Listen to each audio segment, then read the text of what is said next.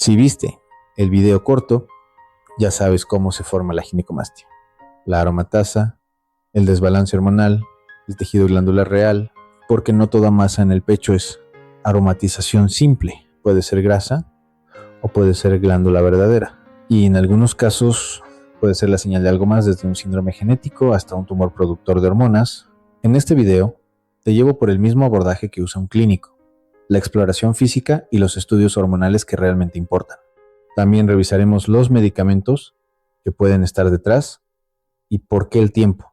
Aquí es el factor más determinante. Vamos a fondo con evidencia. Glandular breast tissue proliferation in the male, true gynecomastia, is a distinct physical state defined by a dense network of cells and ducts. It must be isolated from pseudo-gynecomastia, which is simple adipose accumulation. Palpation reveals the diagnostic criteria: a firm subareolar mass, typically greater than 4 centimeters in diameter. It contains distinct fibrous cords, whereas adipose tissue feels diffuse and soft. Establishing this morphological difference is the mandatory first step of the evaluation. When the mass is limited to fat, the diagnostic pathway stops, as no further biochemical workup is required. Once glandular growth is confirmed, we look for a systemic trigger. This proliferation is rarely the result of an absolute excess of a single hormone, but rather a disruption in tissue-level receptor activation. This disruption is defined by an elevated ratio of free estrogens to free androgens, the ET ratio. True gynecomastia is a microenvironmental imbalance at the breast tissue receptor level, where estrogenic signals dominate despite normal absolute hormone levels. To understand how this ratio shifts, we must examine the biochemical pathways of steroidogenesis. This schematic maps the specific enzymatic conversion of testosterone into estradiol, shown here in the bottom left and center. The crucial catalyst for this process is the CYP19 aromatase enzyme, which facilitates the aromatization of androgens into active estrogens. While active in the gonads, CYP19 aromatase is also utilized by peripheral tissues, particularly adipose tissue. This means systemic E to T ratios can be significantly altered independent of gonadal failure. Because of this peripheral conversion, benign glandular growth is highly prevalent across the male life cycle. The statistics are striking. Up to 66% of pubertal boys and 50% of hospitalized older men have palpable benign glandular tissue. Since physiologic gynecomastia is so common, applying blanket endocrine testing to all patients leads to systemic overmedicalization. Clinicians rely on algorithmic triage to filter physiologic prevalence from pathologic etiology. This flowchart outlines the full diagnostic matrix.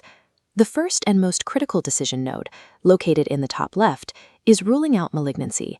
Immediate mammography or biopsy is required if a mass is hard, fixed to underlying tissue, unilateral, or characterized by rapid recent growth.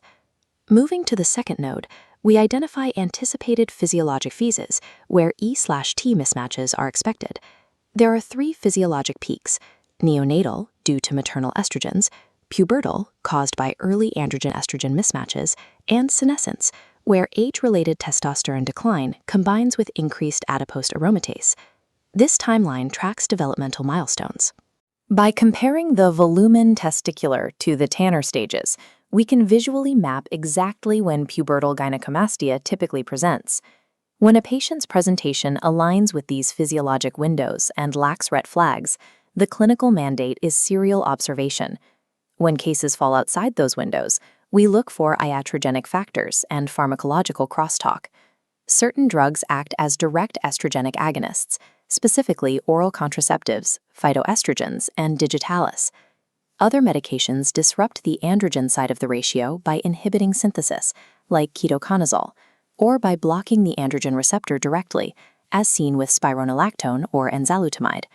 For some prevalent medications, like cimetidine or HIV antiretrovirals, the exact mechanism remains unknown, but the clinical link is definitive.